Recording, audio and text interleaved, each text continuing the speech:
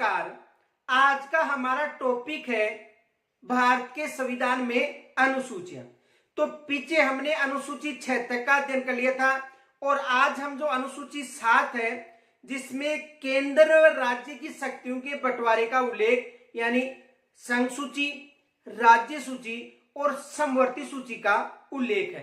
तो आज हम जो अनुसूची 7 है, देखो अनुसूची 7 की बात करें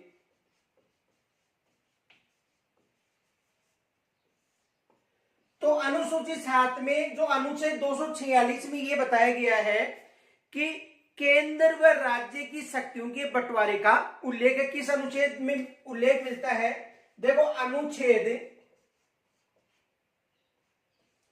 246 में केंद्र व राज्य की शक्तियों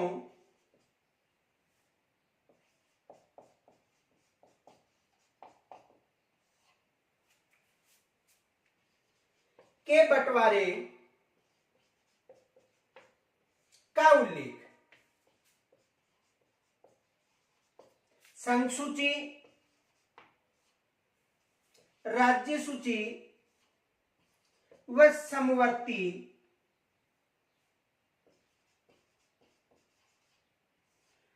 सूचियों का उल्लेख है।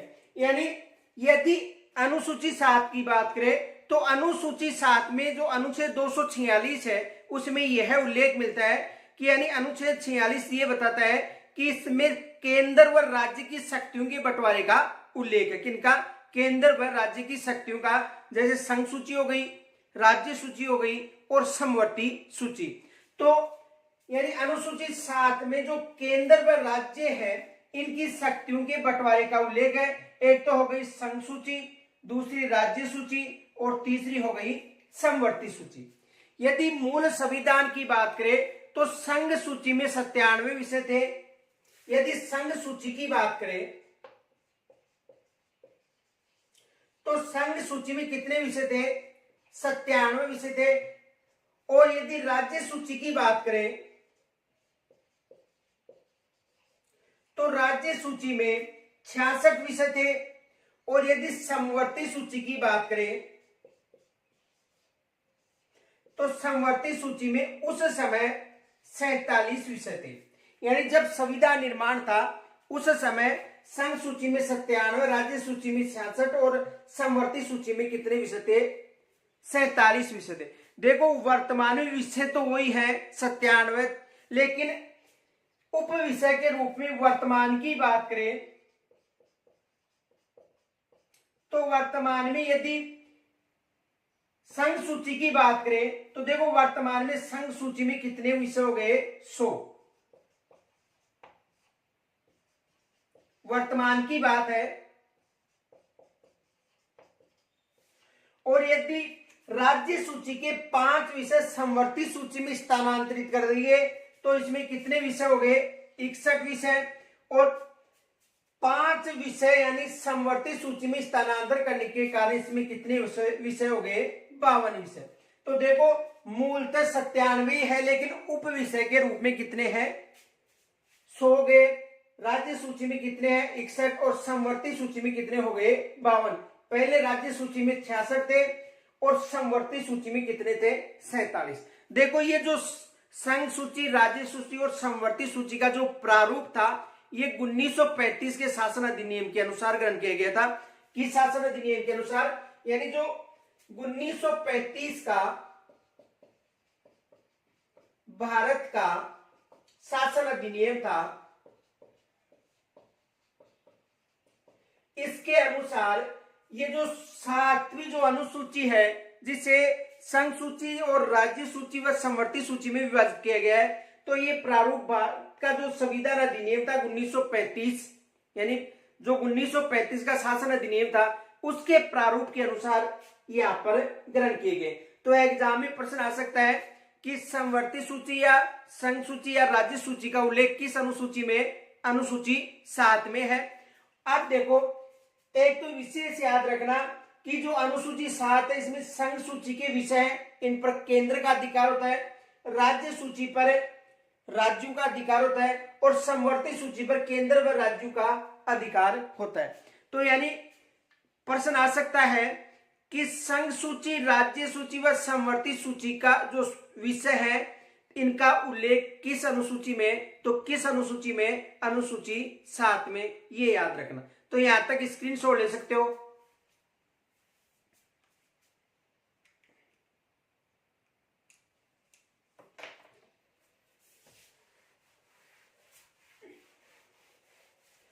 अब देखो यदि अनुसूची 8 की बात करें तो अनुसूची 8 में भाषाओं का उल्लेख है।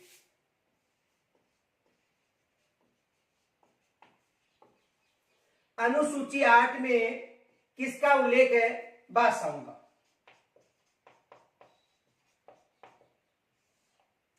यानी अनुसूची 8 में किसका उल्लेख है? भाषाओं का उल्लेख है। जब संविधान का निर्माण हुआ था या मूल संविधान की बात करें उस समय भारतीय अनुसूची में जो 8 अनुसूची है इसमें केवल 14 भाषाओं का उल्लेख था। यानी मूल संविधान या संविधान निर्माण के समय जो भारत की जो अनुसूची 8 थी उसमें कितनी भाषाओं का उल्लेख था? 14 भाषाओं का उल्लेख था। संविधान निर्माण के समय कितनी भाषाएं थी? 14 भाषाएं थी। वर्तमान की बात करें तो देखो वर्तमान में कितनी भाषाएं हैं? यदि वर्तमान की बात करें तो वर्तमान में भारतीय संविधान में मान्यता प्राप्त कितनी भाषाएं हैं? 22 भाषाएं, ये याद रखना। पहले कितनी भाषाएं थी? देखो मूल संविधान के निर्माण के समय या निर्माण के समय केवल 14 भाषाएं थी, लेकिन यदि वर्तमान की बात करें तो संविधान में मान्यता प्राप्त कितनी भाषाएं हैं? 22 भाषाएं हैं। अब यहां से एग्जाम में प्रश्न जरूर बनता है कि संविधान निर्माण के समय कौन सी भाषाएं थी, बाद में किस संविधान संशोधन के द्वारा भाषाओं को शामिल किया गया था। तो देखो यदि संविधान निर्माण के समय इन 14 भाषाओं की बात करें तो देखो एक तो थी हिंदी, दूसरी भाषा थी संस्कृत, तीसरी भाषा थी उर्दू, चौथी भाषा थी पंजाबी,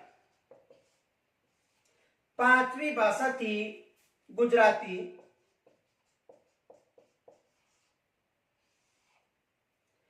छठवीं भाषा थी कश्मीरी।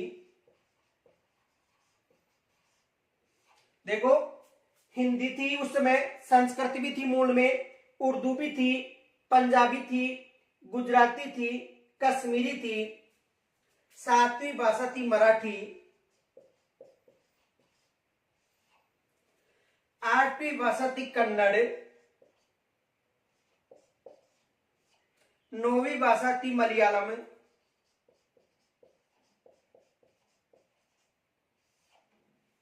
10वीं भाषा के रूप में थी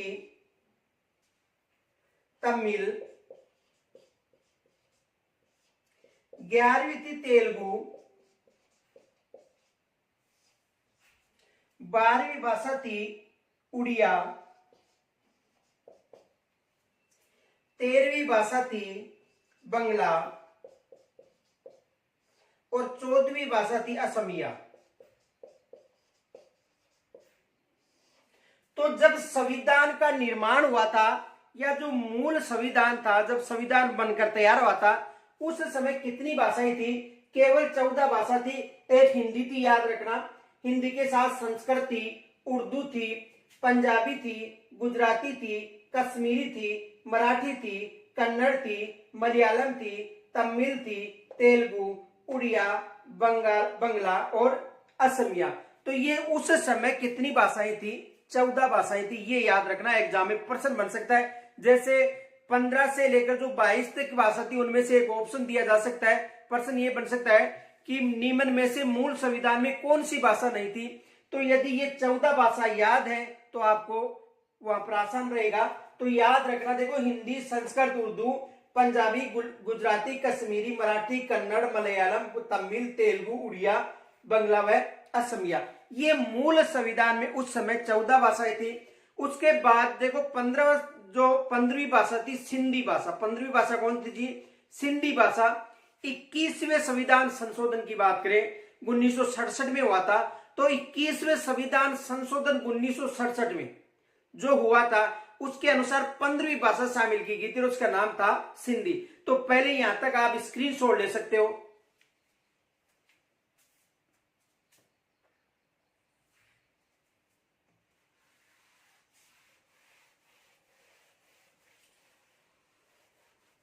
देखो यदि 15वीं भाषा की बात करें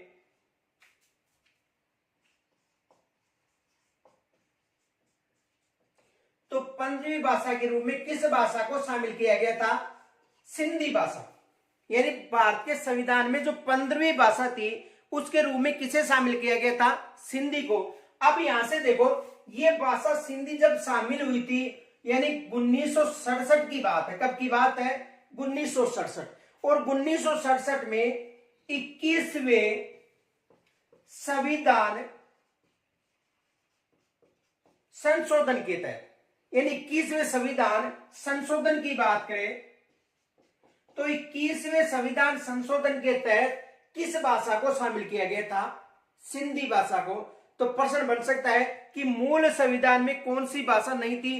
तो 14 भाषा में 3 ऑप्शन दे दिए जाएंगे और ये कौन सा दे दिया जाएगा? सिंधी, या आगे जो भाषाएं उनका उल्लेख दिया जा सकता है। तो मूल संविधान में यानी मूल संविधान के बाद किस संविधान संशोधन द्वारा? तो 21वें संविधान संशोधन के द्वारा कौन सी भाषा शामिल की गई थी? सिंधी भाषा। तो यहां से भी एग्जाम में प्रश्न बन सकता है। अब देखो यदि 16, 17 और 18 भाषाओं की बात करें तो इसमें देखो एक सूत्र याद रखना, इस सूत्र के आधार पर आपको जल्दी याद हो जाएंगे। देखो कौम ने, ये सूत्र याद रखना, कौम ने, को का मतलब है कोंकणी,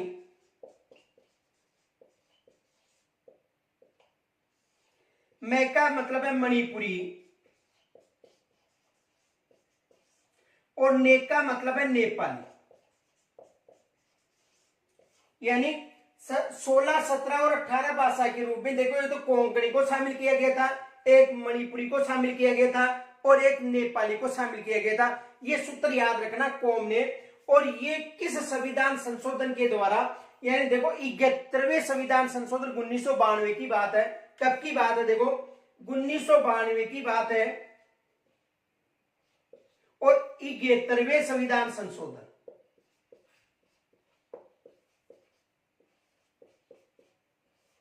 किस संविधान संशोधन यानी 1992 में जो 71वां संविधान संशोधन था इसके आधार पर 3 भाषाएं शामिल की गई थी। कौन सी थी? एक कोंकणी भाषा थी, एक मणिपुरी भाषा थी और एक नेपाली भाषा थी।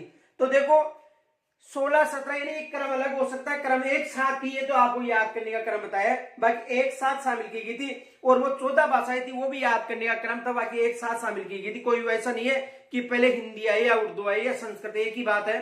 तो यहाँ पर चाहे आप नेपाली मान लो पहले, चाहे मणिपुरी मान लो या कोंकण, बात एक ही है, ये याद करने का तरीका है। तो 16, 17, 18 भाषाओं के रूप में देखो कोंकणी, मणिपुरी, नेपाली भाषा को शामिल किया गया था। कब? 1992 में। कौन सा संविधान संशोधन था? 71वें संविधान संशोधन के तहत 3 भाषाओं को और शामिल किया गया। और कितनी भाषाएं हो गई थी? 18 भाषाएं। यहां तक स्क्रीनशॉट ले सकते हो। अब देखो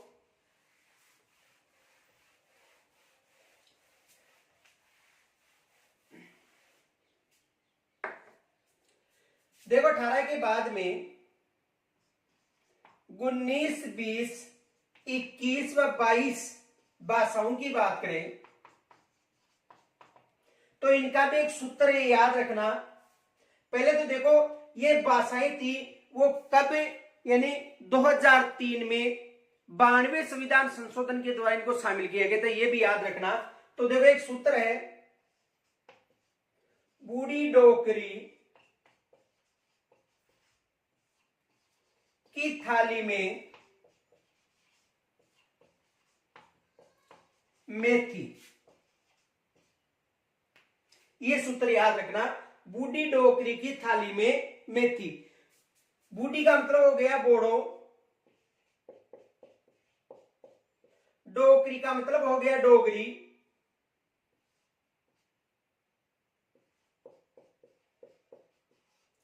की को छोड़ना है। थाली का मतलब हो गया संथाली, और मेथी का मतलब हो गया मेथिली।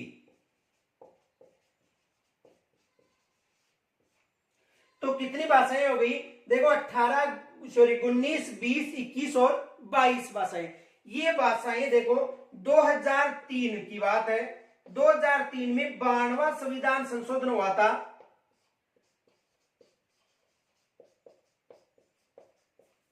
कौन सा संविधान संशोधन था? 92वां संविधान संशोधन के द्वारा इन भाषाओं को भारतीय संविधान में शामिल किया गया था। और वर्तमान में कितनी भाषाएं हो गई? 22 भाषाएं। तो देखो मूल संविधान की भाषा याद रखनी है। बाकी यदि मूल संविधान की भाषा न याद रहती है तो सूत्र के द्वारा ये भाषा भी याद रहती है, तो आप वहां पर प्रश्न सही कर सकते हो। अब देखो इनसे संबंधित प्रश्न कौन कौन से बनते हैं, क्योंकि यहां से एग्जामिनर जरूर प्रश्न बनाता है। तो पहले आप यहां तक स्क्रीनशॉट ले सकते हो। देखो प्रश्न ये बनता है, सबसे पहला प्रश्न तो अधिकतर ये आता है,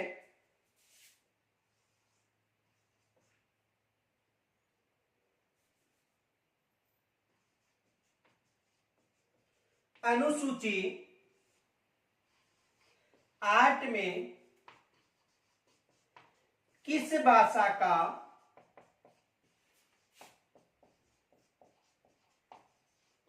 उल्लेख नहीं है? देखो अनुसूची 8 में किस भाषा का उल्लेख नहीं है? ए में आपको जैसे मिल गया हिंदी, बे में मिल गया अंग्रेजी, से में मिल गया उर्दू, और दे में मिल गया कश्मीरी। या दे में दे दिया मान लो संस्कृत, कोई सा भी मिल सकता है। तो देखो जो अनुसूची 8 है या संविधान में जो 22 भाषाएं हैं, 22 भाषा संविधान में मान लो, या अनुसूची 8 में किस भाषा का उल्लेख नहीं मिलता है? अंग्रेजी भाषा का। और अधिकतर ये प्रश्न एग्जाम में पूछा जाता है, क्योंकि अंग्रेजी भाषा है उसको भारतीय संविधान में शामिल भाषाओं के रूप में नहीं किया गया है। तो देखो अनुसूची 8 में किस भाषा का उल्लेख नहीं है? अंग्रेजी का उल्लेख नहीं है। बाकी हिंदी भी है, उर्दू भी है और संस्कृत भी है। दूसरा प्रश्न ये बन सकता है, देखो यहां तक स्क्रीनशॉट ले सकते हो। दूसरा प्रश्न ये बन सकता है,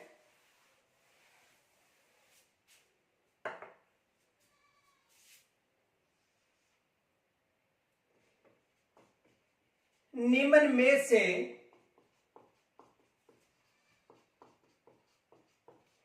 कौन सा संविधान संशोधन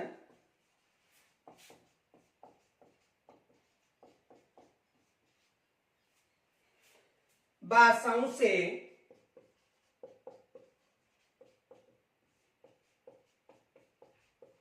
संबंधित नहीं है?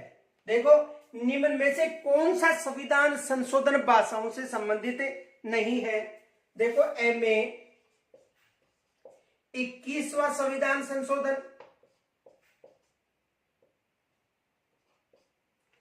बे में 71वां संविधान संशोधन,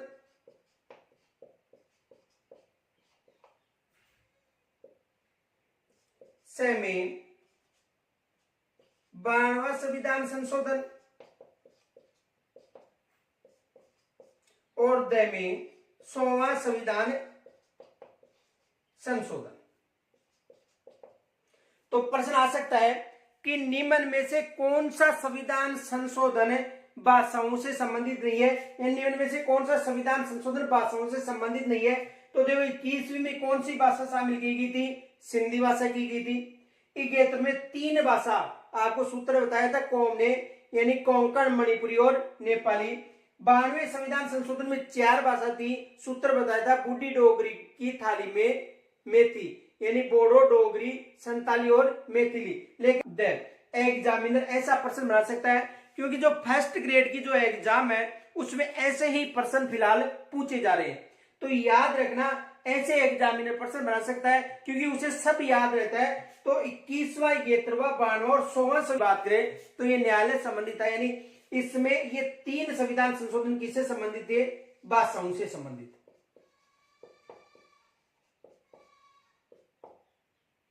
तो 21वां, 71 और 92वां संविधान संशोधन भाषाओं से संबंधित था, तो प्रश्न बन सकता है। और ये जो 100वां संविधान संशोधन की बात करें तो ये भारत और नेपाल, भारत और जो बांग्लादेश था उसके मध्य जो भूमि संबंधी विवाद था उससे संबंधित संविधान संशोधन कौन सा था? 100वां संविधान संशोधन। यानी भारत और बांग्लादेश के मध्य जो 3 बीघा गलियारा लेकर जो विवाद था, उस विवाद से संबंधित जो संविधान संशोधन कौन सा था? 100वां संविधान संशोधन। तो ये भारत और बांग्लादेश का जो 3 बीघा गलियारा विवाद संबंधी संविधान संशोधन था, और ये 3 संशोधन है, ये भाषाओं से संबंधित संशोधन है। तो यहां तक यानी जो समस्या है ये मुझे कमेंट से जरूर बताना कि यहां तक कोई समस्या हो तो। अब देखो अनुसूची 9 की बात करें तो यहां तक स्क्रीनशॉट ले सकते हो।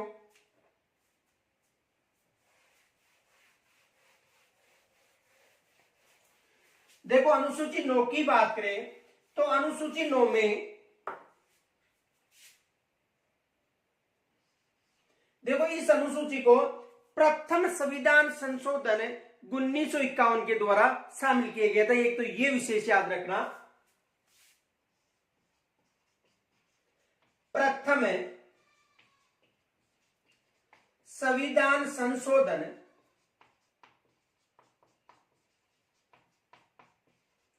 1951 में या 51 के द्वारा इसे शामिल किया गया था। कि संविधान संशोधन के द्वारा, यानी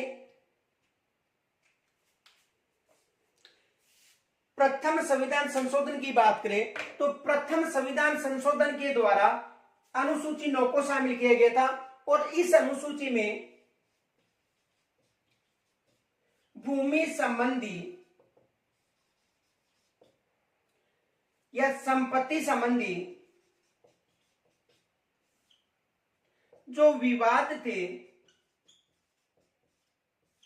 उनका उल्लेख मिलता है। किस अनुसूची में? अनुसूची 9 में भूमि संबंधी और संपत्ति संबंधी जो भी विवाद था उसका उल्लेख मिलता है। यहां से एग्जाम में यह प्रश्न बन सकता है कि जो अनुसूची 9 है इसे किस संविधान संशोधन के द्वारा भारतीय संविधान में शामिल किया गया था?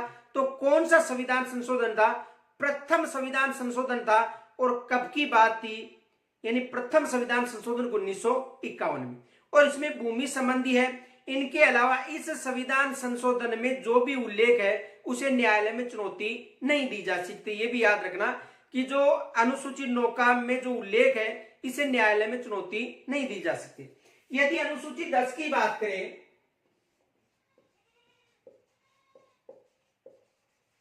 अनुसूची 10, तो अनुसूची 10 में दल बदल का उल्लेख है।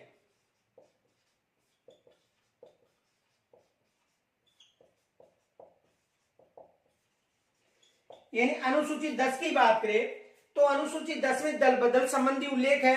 और इसे 52वें संविधान संशोधन के द्वारा, 52वां संविधान संशोधन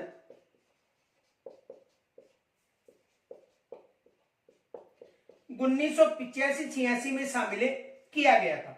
देखो अनुसूची 10 का संबंध है दल बदल से संबंधित, और इसे 52वें संविधान संशोधन 1985-86 के तहत शामिल किया गया था। और इसमें यह उल्लेख है कि एक व्यक्ति दल बदल नहीं कर सकता है, सामूहिक व्यक्ति जो सामूहिक दल है ये दल बदल कर सकते हैं।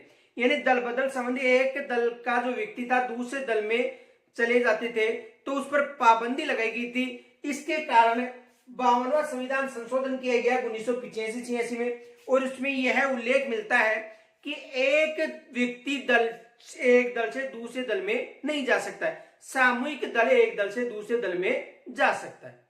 और इसका जो अंतिम निर्णय है यदि संसद की बात करें तो लोकसभा अध्यक्ष के द्वारा किया जाएगा, और यदि विधानसभा की बात करें तो विधानसभा के अध्यक्ष द्वारा इसका अंतिम निर्णय किया जाता है, किसका, दल बदल का। तो दल बदल संबंधी अनुसूची कौन सी है, 10वीं, और यह 52वें संविधान संशोधन से इसका संबंध है। और कब की बात है, 1985-86। और इस समय ये जब कानून आया था, इस समय भारत के प्रधानमंत्री कौन थे, ये आपको मुझे कमेंट्स के द्वारा बताना है कि इस समय भारत के प्रधानमंत्री कौन थे। प्रश्न पूछा जा सकता है कि जब दल बदल संबंधी कानून अधिनियम पारित किया गया था उस समय भारत के प्रधानमंत्री कौन थे। तो उस समय भारत के प्रधानमंत्री कौन थे आपको कमेंट्स के द्वारा मुझे बताना है। तो यहां तक स्क्रीनशॉट ले सकते हो।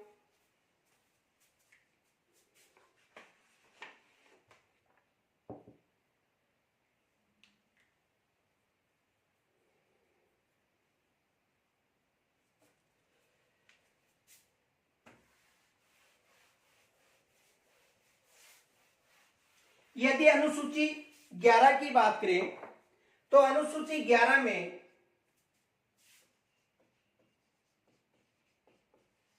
पंचायती राज अधिनियम का उल्लेख है। किस अनुसूची में, अनुसूची 11। किसका उल्लेख है, पंचायती राज अधिनियम का। देखो पंचायती राज जो अधिनियम या पंचायती राज है, ये अधिनियम 1992 में पारित हुआ था। कब हुआ था, देखो अधिनियम की बात करें तो ये अधिनियम था, यानी इससे संबंधित संविधान संशोधन कौन सा था, 73वां संविधान संशोधन। ये भी एग्जाम में पूछा जाता है कि 73वां संविधान संशोधन का संबंध किससे है, पंचायती राज से, या किस अनुसूची से, 11 अनुसूची से। तो देखो 73वां संविधान संशोधन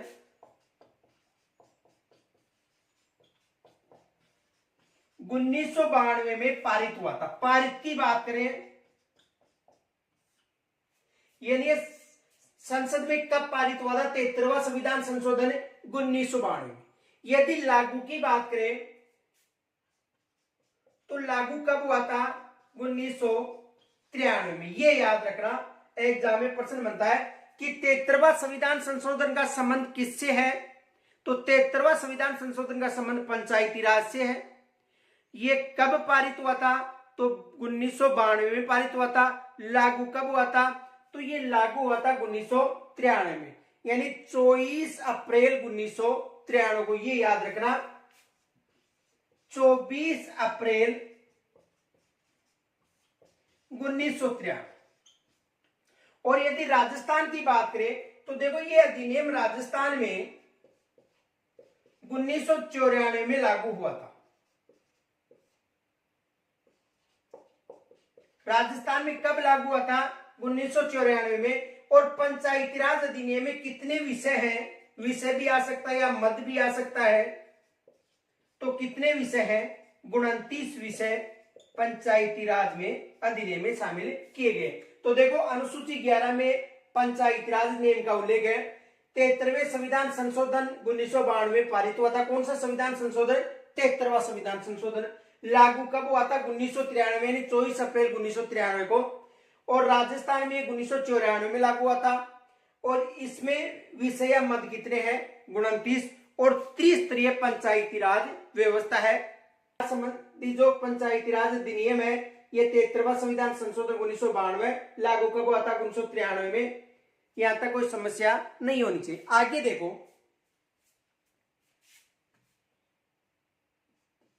तो अनुसूची 12 में नगर पालिका संबंधी अधिनियम का उल्लेख है। नगर पालिका अधिनियम, यदि संविधान संशोधन की बात करें तो इसका संबंध 74वें संविधान संशोधन से था।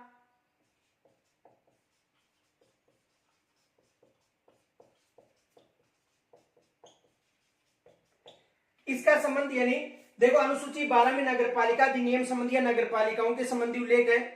और ये 74वां संविधान संशोधन के द्वारा पारित हुआ था। कब पारित लागू हुआ था, देखो पारित की बात करें तो ये पारित कब हुआ था, 1992 में। कब पारित हुआ था? 1992 में पारित हुआ था। यदि लागू की बात करें तो ये लागू कब हुआ था? 1993 में। यानी लागू कब हुआ था? 1993 में। और इसमें विषय कितने हैं? देखो विषय या मत भी पूछे जा सकते हैं। तो इसमें विषय कितने हैं? 18 विषय। किसमें? नगर पालिका में। तो देखो ये नगर पालिका अधिनियम से संबंधित कौन सी अनुसूची है? 12वीं अनुसूची है। कौन सा संविधान संशोधन था? देखो एक जो 74वां संविधान संशोधन संबंधी था। और ये कब पारित हुआ था? 1992 में। लागू कब हुआ था? 1993 में। और इसमें विषय कितने हैं? 18। देखो वो अब 24 अप्रैल 1993 को लागू हुआ था। और यदि इसकी बात करें तो जून 1993 में ये लागू हुआ था। कौन सा अधिनियम? नगर पालिका अधिनियम। किस अनुसूची में उल्लेखित है? अनुसूची 12 में उल्लेखित है। तो ये जो 74वां संविधान संशोधन पूछा जा सकता है, 73वां संविधान संशोधन पूछा जा सकता है, या ये भी पूछा जा सकता है कि 73वें संविधान संशोधन में कितने विषय थे, 74वें संविधान संशोधन में कितने विषय थे। तो देखो ये जो अनुसूची है यहां से चाहे सेकंड ग्रेड हो या फर्स्ट ग्रेड, एक प्रश्न जरूर पूछा जाता है। और प्रश्न मैंने आपको बता दिया है कैसे प्रश्न बन सकते हैं। तो यहां तक यदि कोई समस्या हो मुझे कमेंट्स के द्वारा जरूर बताना। फिर हम कल मिलेंगे, तब तक के लिए नमस्कार।